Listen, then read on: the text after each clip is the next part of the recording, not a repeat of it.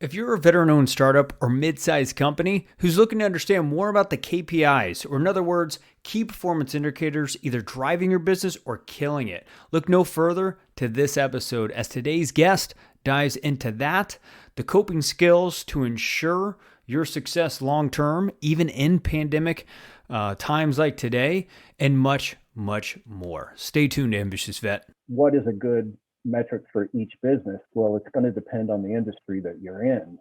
Obviously, the higher the margin, the better. I'm working with a business now, environmental remediation, and the industry median for small businesses in that industry is around 14% for EBITDA margin.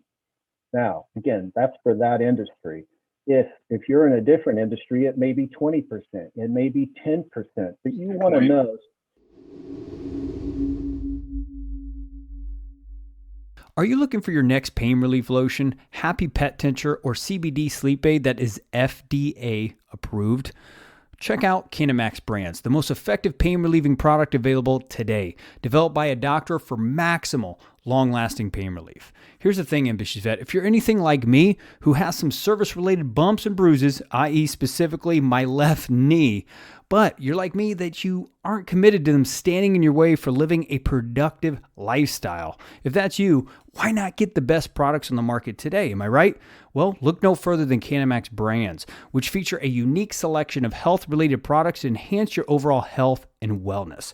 Their products contain ingredients designed to work in harmony with your body's natural healing mechanisms. Specifically, Ambitious Vet, I love the Cannamax CBD 50 Pain Relief, as it's like icy hot, but with a CBD relaxing twist. Oh, so good.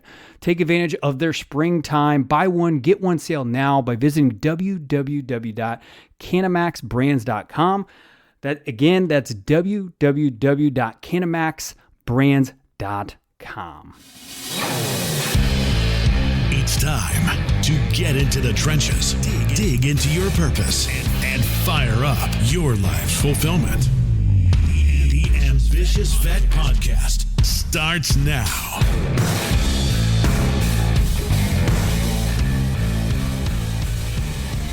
What's going on, Ambitious Vet? We are right back inside the trenches today with Scott Chesson. Scott is a service warfare officer turned seasoned CFO/COO with over 21 years experience, working with 8 different businesses in the privately owned, private equity, and publicly traded sectors, including stints with IBM and American Airlines. Scott has also turned his heart towards CFO4Vets, which specializes in providing virtual/fractional CFO services to help small, growing businesses establish or upgrade their financial reporting, KPIs, profitability analysis, while re-engineering the financial statements. Scott, brother, are you there? Absolutely, Chris. Thanks for the marvelous sounding introduction. I didn't realize I've done all that. Pretty remarkable guy, man. I mean, we've had multiple conversations before this recorded one. And it's amazed by your educational background, how you were able to build human capital while even serving as a commissioned officer, all the way up to today now, working with dozens of companies and just finance operations and stuff like that. I'm just super excited for not being a number guy myself to learn a lot of golden grenades, wisdom bombs from you. So welcome. All right. Well, again, thanks for having me. So awesome. So Scott, if you don't mind, fill the gaps inside that introduction and let us know a little bit about you as a person. Well, yes, as you mentioned earlier, alluded to, I was a surface warfare officer for 6 years, 3 years on a ship out of Pearl Harbor, which is a great place to be. And the last 3 years of my naval career, I was teaching at Surface Warfare Officer School. I had concluded that I was not going to make the Navy a career. So I was deciding to myself, what am I going to do with the rest of my life, like a lot of us do as we get out of the service?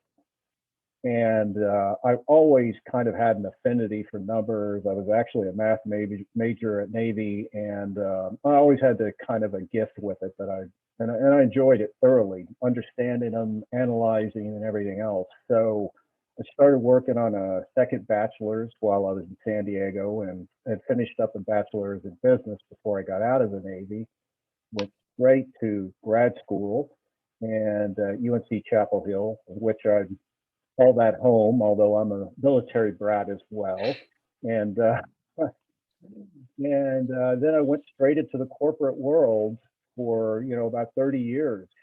I'd like to say that I had a well laid out plan, but that would not be the truth. I went straight into it, and I frankly, the transition from military into the business world was, it was a little bit rocky. I bet. Well, I went right to work for Big Blue IBM. It was a behemoth of a company with Huge. 380,000 employees. I don't know how many they had now, but that's how many there was back when I started. And of all things, I was working at a manufacturing plant out in San Jose, California, and we made storage devices for mainframes. So, that's how I got my start in business and in finance. And, what I did there, I was fortunate, is it was a big company. So, you tend to have smaller, lesser responsibilities, or you may have a very narrow path of responsibilities, but they always ask me after about 6 or 9 months, hey, do you want to go do something else? Sure, I'd love to learn something else. And, that's kind of a playbook that I say, if you go work for a large company, move around as often as you can, and then you get, more a variety of experience. So I did that for a few years, and then I went to work for American Airlines, which was IBM Light, 100,000 employees or so, and it was pretty buckled up corporate, buttoned up. And same thing, I had 3 or 4 jobs there, and I finally came to the conclusion after 6 years with these large entities that this wasn't quite satisfying for me personally. I was on a small ship, I was on a frigate, a guided missile class, Garcia class frigate, 250 people, and I was a division officer when I was on it with, I was the main propulsion assistant, so I was in charge of the machinist mates and the BTs, the fire room and the engine room, and then I was the first lieutenant, so I was in charge of first division and the bosun's mate. Wow. It was a far cry from that. Yeah. And I really, I really wanted to get back to a smaller entity or smaller business and have a greater impact on the business. So I left off the big corporate train and went to work for smaller businesses after 6 years. And it took me 6 years to figure that out. And I finally came to the realization, what are you doing? You don't want to be one of these big corporate empires, right? It's not for you, but you'd rather go somewhere else where you can exercise your leadership muscle a little more. And on top of that, really get a chance to be in charge of the finance and operations. So that's what I did. It's really great. It's really great because, to your point, those big companies like IBM, Southwest Airlines, they're kind of stuck in their ways. There's not a lot of room for flexibility, creativity. I mean, I've never worked for those companies, but, from what my experience of working with mid-sized companies, mostly in the Canadian Stock Exchange, I mean, those companies are kind of stuck in their ways, right? So it sounds like you just wanted to have a little bit more flexibility, more space for creativity, to actually fall in love with increasing business profits and value. So walk us through how you found that passion for just going from, surface warfare commissioned officer to falling in love with numbers and growing businesses' profits and values. Well, because I was in finance and in numbers, I really, I had an affinity for it. Even at American, like I said, the thing is, I don't want to imply that I didn't have great experience. I had great learning experience with those businesses, but it wasn't where I wanted to spend my next 25 years of my career. Right. So for example, and people will get a laugh about this, when I was at American, I was working in food and beverage as a senior financial analyst, and it was a $700 million budget at the time. Wow. So you can imagine it's not $700 million for the food they put on airplanes anymore at American Airlines, but it was back then. And, I learned a lot from doing that. And one of the things I did was I did an analysis trying to understand how the cost of the food and beverage and everything else you put on an airplane compared to our competitors. And come to find out that we were much more expensive. We were paying a lot more to cater the airplanes back then. And I mean, let's face it, most of the money was always spent in business class and first class anyway, and it still is today. But that really kind of opened my eyes, and I love that. And so I love the idea of going into a business and really understand what makes it, what is going on inside the business, what products are most profitable, what lines of business are most profitable, what's going on with the business that makes it go, it makes it successful, or maybe it's making it less successful than it should be. And I just absolutely love that. And so it kind of went from there. But I think that one job there really opened my eyes, and it was kind of like, oh, I love this. This is really cool. And we figured out we were much more expensive, and then you could go back and could go make a change. Like you said, the big behemoth that was that company. It's like turning around an aircraft carrier quickly. It isn't going to happen. So it's the same thing. You could have an impact, but as I said, I found my love. I always had a love of numbers, but I really rediscovered them through this process. And then I decided, hey, I want to be the head finance guy, helping businesses grow profits and value, grow revenue, profits, and value. That's what I want to do because I have a love for it. And I just love to dig in and analyze. And my brain is very analytical in nature, and it just lends itself to doing that. Right.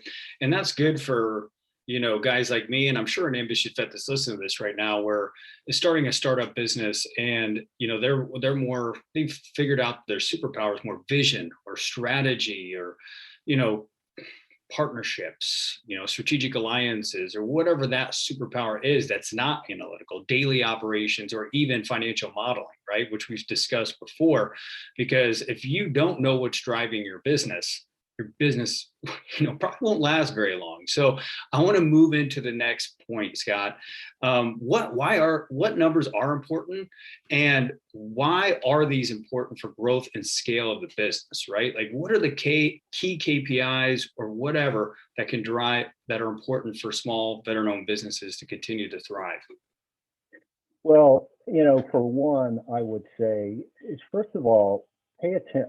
You always have to pay very close attention to your profit margin, and I call it operating profit margin. So how I define that is there's a long acronym, but it's pretty earning. It's called EBITDA. It's earnings before interest, taxes, depreciation, and amortization. Because interest, taxes, depreciation, and amortization are generally less of an operating type expense.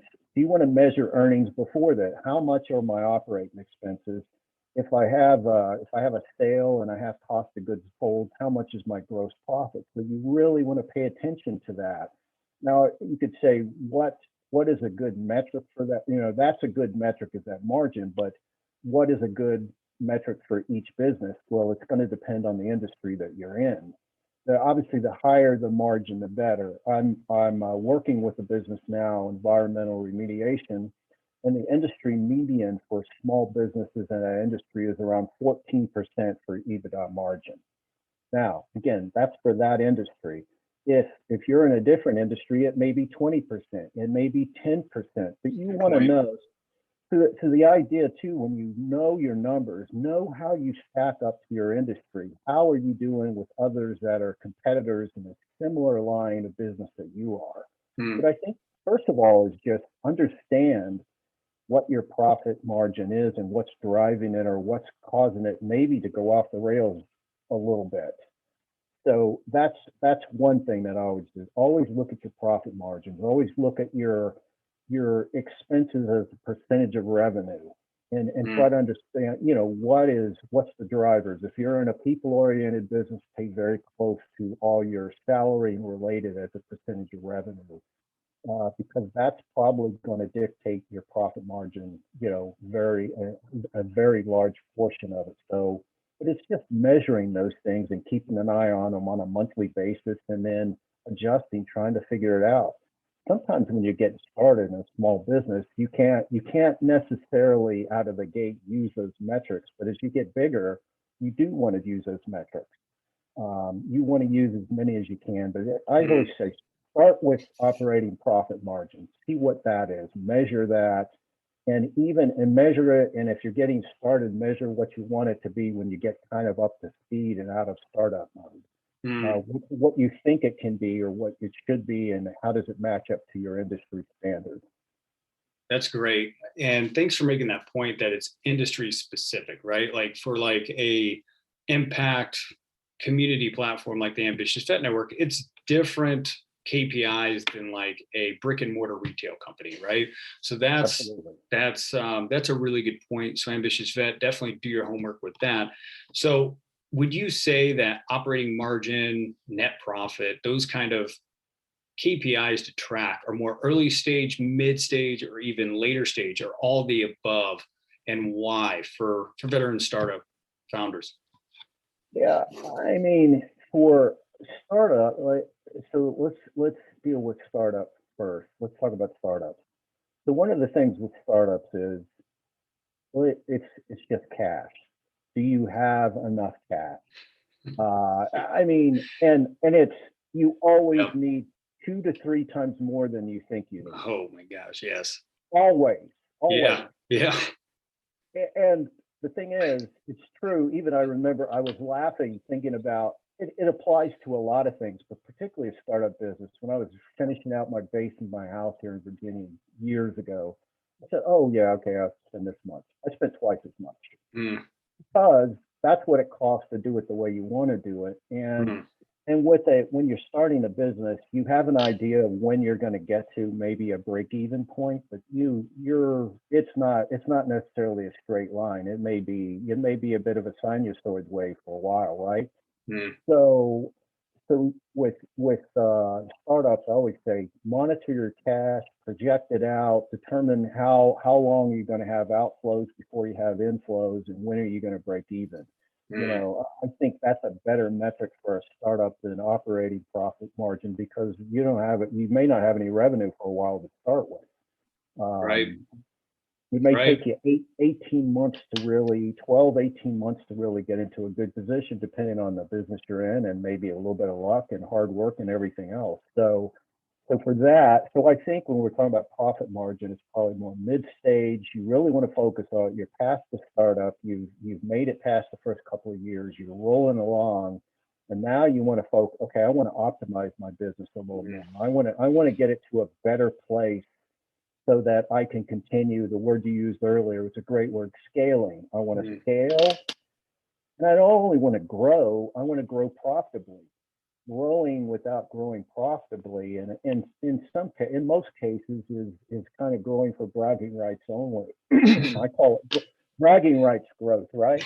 That doesn't help you, right? If you grow and then you spend it all out underneath from all that growth, that's a little disheartening, particularly from a finance type guy, but I'm sure from the owner too. So I think for mid-size and late stage and everything past the startup, where you're not really just worried about keeping the doors open, you really, it's a good idea to keep an eye on that profit margin.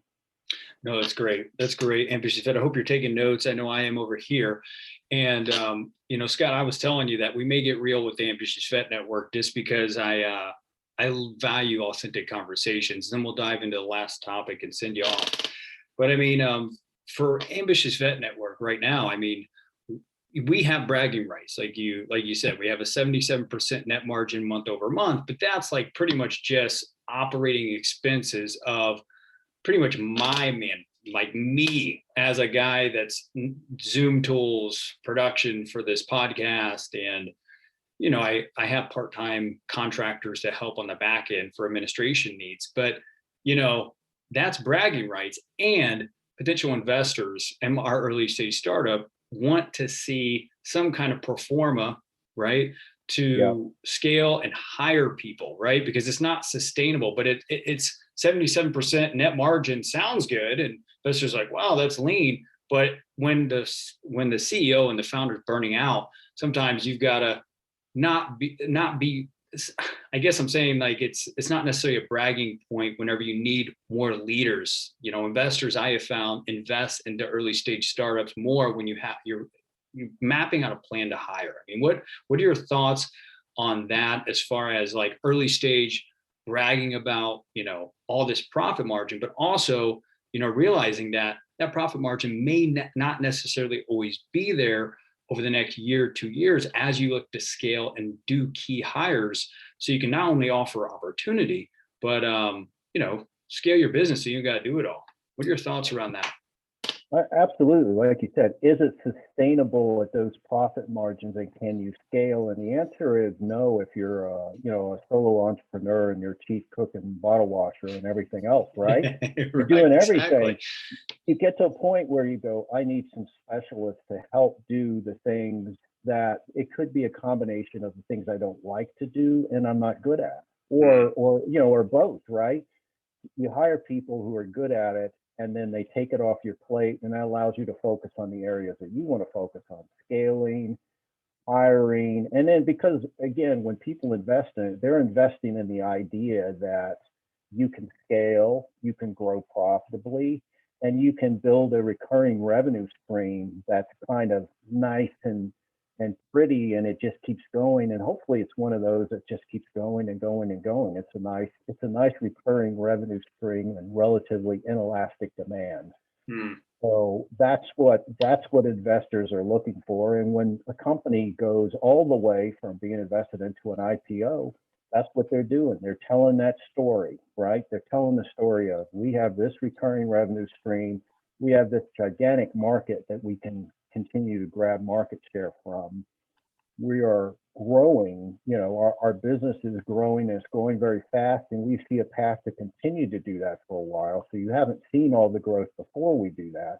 And so again, early stage investors are looking for the same thing. They're looking for great ideas with visionaries who can expand it. But at the same time, like you said, you get to a point where I need help. I can't do this. I need somebody to do the marketing for me. Maybe I need somebody just to do some light bookkeeping in the beginning. And then maybe I get to a point where I might need a little finance help or something, or I might need some HR help, or, any number of, I need somebody to do social media marketing as well. Those kind of things, or somebody to do a little bit of PR for me. Whatever it is, like you said, you can't scale by yourself. If you could scale by yourself, we'd all be solo entrepreneurs with gigantic businesses. Man, wouldn't that be something? But that's just not reality usually. No, absolutely not. Especially when you're a married man, starting a family, raising kids, and man, a millennial, right? Like you're in the hype of your life. So great content. Thanks for that, Scott. So I want to shift gears to the major problem, even during the COVID times. I think it's even more than 80% of small business failing during these COVID times, and also within the first 3 years of starting them, right? So I want to talk more about proactiveness, more prevention measures as far as coping skills to prevent that from happening. What are some of your golden grenades around coping skills of having veteran-owned small businesses get ahead of failing 3 years from now? Yeah, and I think the number is probably more like 50% in 5 years. About 50% of small businesses fail. Now, the 80% is 82% fail because of that thing we mentioned earlier, which is cash flow. 82% of all businesses fail because they don't have enough cash to survive, whether it's due lean times or getting past the break-even point. But about 50% of small businesses fail in 5 years. And the average length is about 8.5 years for a small business. So one of the things again is I'll go back to cash, because again, I can't emphasize that enough to everybody. Make sure you've got 3 times what you think you need, have access to a line of credit, capital, just make sure that you are well capitalized to get beyond it, because it generally is going to take you longer than you can ever imagine to get going. It may not, and you may, but in all likelihood, it may take you a little longer than you're thinking to get up to speed to make a sale. The thing to look at too is all small businesses are banks to a small extent. We don't want to be, but we are, right? Because usually we get paid after we've done the work. And usually maybe it's we do the work for 30 days. It depends. If you're an e-commerce platform, maybe you collect as you go, and that's Right. great. That is terrific. But a lot of us, maybe if you're doing professional services, consult, whatever it is, you may get paid in 30 days, but that's after you've done 30 days of work. So you get paid in 60. You're already getting paid in 60. So, you really, that's why you got to make sure you're capitalized. You're very, very careful about expenses and don't go crazy. You've really got to just take it easy on operating expenses out of the gate. And you just have to have resilience. The other thing I would say, Chris, is that there are a lot of good veteran networks out there now that really support veteran-owned businesses, and I'm a part of a couple of them, and they're great for networking, getting help, and then just meeting like-minded people who will help you, with nothing expected back. They're just going to help you. So it's good that you can get that help from veteran-owned businesses. The other thing I would say too is the Small Business Association, the SBA. There are small business development um, small entities in each state, and they will provide some of this, for example, basic financial, even helping you create a budget and all this for free. So you want to make sure that you're aware of what your state has and where you can go and get kind of free help on even designing a business plan and some of the other things that you want to do to help keep you going. So, again, you need a certain amount of resilience. It's a journey, not a destination, and you have to keep fighting. But there are a lot of good tools out there for veterans and just for small business owners alike to help you get through the startup phase. So I encourage everybody. They call them small business development centers, I think. I'm pretty sure they do. I've referred. Sometimes I get people that are in startup, and they come talk to me, and that's where I refer them. Hey, go there and get some free help. Or the V-Box, stuff like that, right? Yeah. Yeah. Yep. It's great. It's really good. There are a lot of good tools out there for people to use, but keep your finger on the pulse of cash at all times, and that applies to any level of business. Always pay close attention to it, and not just say, "Hey, there's money in the bank, I'm okay." Well, that sounds good, but like you said, COVID can come along, and it may have a deleterious impact in a very short period of time. Yeah, that's a great point. That's a great point. So I love all those resources. Keeping your pedal down on the operating expenses, tapping into small business administration resources for veterans like the V-Box are always good. And then veteran owned startup networking events. I know we both met and reformed, right? That veteran That's networking right. event. So just an amazing one led by Mark Melee. Just an amazing man, amazing leader, some really high quality veteran entrepreneurs within that group. They do all calls where you can just set their network and pitch your company too. So big shout out for Reform there, and just bringing me and Scott together, because that's important, right? We would have never had this happen if we wouldn't have met and reformed. Right? No, that's exactly right. Like you said, Mark does a fantastic job. He's got a slate of businesses that do veteran-owned businesses that do a variety of things from retail to consulting, and then he has businesses like mine that are there to help with some of the administrative and back office functions. You've got some that do payroll, you've got virtual assistants, cetera. And those are type of things like we were talking about earlier. As you're scaling your business, and you may not need a full-time, but you can get a virtual assistant or somebody to help you just run the trains on your administrative function. And it's one less thing in your hair while you're thinking about growing. What's my strategy? Sales. I want to run the business, but I don't. I can get some help on the admin side. But he does his network is terrific, and it's he does a really good job there for sure. Yeah, absolutely. I love his vetting process too. He doesn't just let anybody in. So, Scott, I want to kind of wrap this up with your last golden grenade. I know you've been spitting out them throughout the whole show, kind of like a rocket launcher is what I describe them. But here's the thing: is there is a veteran out there that's been out for at least 3 years. that has career stability, but is lacking something in life.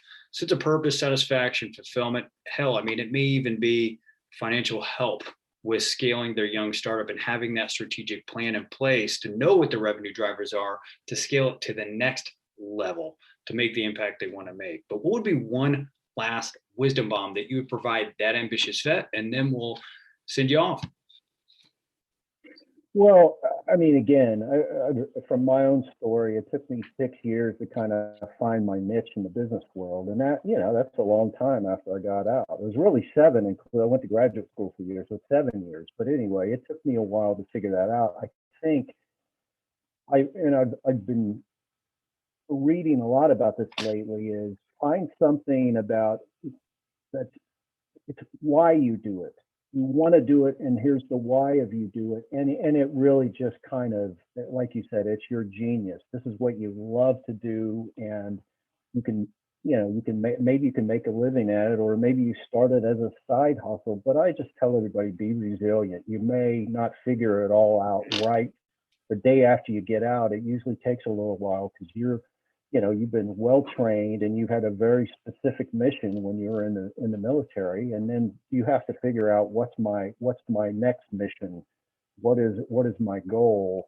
But I think it's just staying resilient. The other thing I encourage everybody is, even if you're in a position which may not, or a job or a function that may not, be your lifelong ambition, learn as much as you can. Learn everything you can when you're there, because you never know where it may be useful and come into play and help you later on, depending on what you decide to do. But I always say, be a lifelong learner, be resilient, and figure out what really gets you excited. Think about what you want to do that would get you excited about coming to work every day. And Andy, I would give you one more at the same time. If maybe you've got some resistance from once you come out of the military, people think, I used to hear this too a lot, when I was looking for jobs. Oh yeah, you were a military officer, you must be very rigid. And I thought, well, yeah, you hear these kind of things, these kind of what I would call, perceptions. Yeah. And to really make sure that you think about how to translate your experience into the business world, how you take that knowledge and how it benefits business. So think about that too, because there is a lot of things that you learn in the military that are very applicable to running a business. So just consider that. And people have told me, hey, I don't think they understand my experience or they value it. I said, well, go find a place where they do understand your experience and value it, where you're going to be able to be the best of yourself. And that's the other thing I would suggest is, remember, because that's what I did. I looked for a place where they valued where I came from. And ultimately, that's much more satisfying than a place where you're trying to explain, the depth of your commitment and what you did when you were in the military. Yeah, exactly. So what I'm hearing in that is finding the military-friendly organizations out there that know how to onboard you and translate your skills. Yeah. So, Scott, where can an ambitious vet that may be looking to become more efficient or effective with their financial modeling, financial scaling, strategy plan, stuff like that, where can they go find out more about CFO4Vets? Well, thank you. Yes, you can Google CFO4Vets, and you should be able to do a search and get to me. It's CFO, and then it's a 4, number 4, and vets. Or I'll give you the long name of my website, which will, CFO4Vets should take you there. And it's Chesson LLC.com. So it's just CHES Solutions LLC.com. And that'll get you to my website, and you can schedule a 30-minute consultation if you just want to chat with me about my service and how I may be able to help you. That's great.